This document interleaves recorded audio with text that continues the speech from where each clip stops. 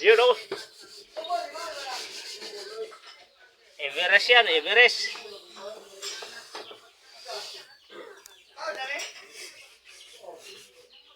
Medyo may kalumahan na mga kaibigan.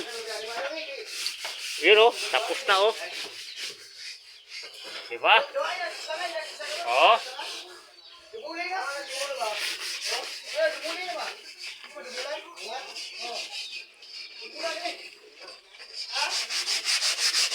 Yun o, puti-puti na. Ito ang nagiging problema niya o. Diba? Puti lahat. Yan, puti lahat o. Pero kayang-kaya yan. Yun o. Grabe. Yan.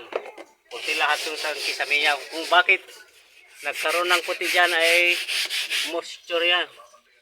O tubig noon. Bago natuyo. Yan na, puti na. So ipakita ko sa inyo mamaya kung ano ang final niya. Yun o. Grabe. Problemado talaga ang sasakyan na to.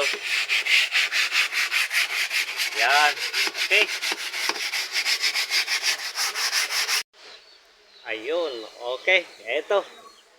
Ang Ford Everest. Tingnan natin yun. Para makita yung kung saan totoo niya. Diba? Everest. Yun. Kahit may kalumaan niya.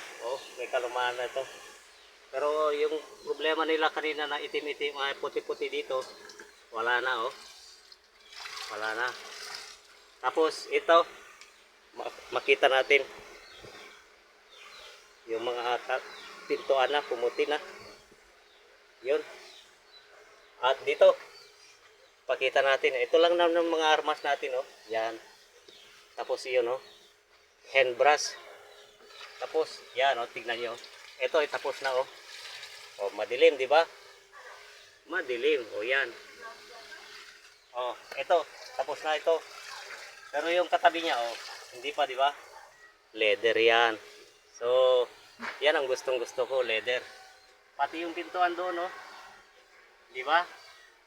Yun. Grabe. Parang brand new na, di ba?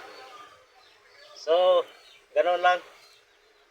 Kung gusto nyo magpa-detailing ng sasakyan sa loob, ganito ang resulta kung leather. So, parang ma-satisfied kayo, panoorin nyo na lang to. Ito sa baba niya, wala pa. Hindi pa na-vacuum yan. Malinisan. Pero, makita niyo man ang ebidensya, di ba? Puting-puti na. So, yan. Hanggang sa susunod. Ito ang yung sharer, Mang Felix.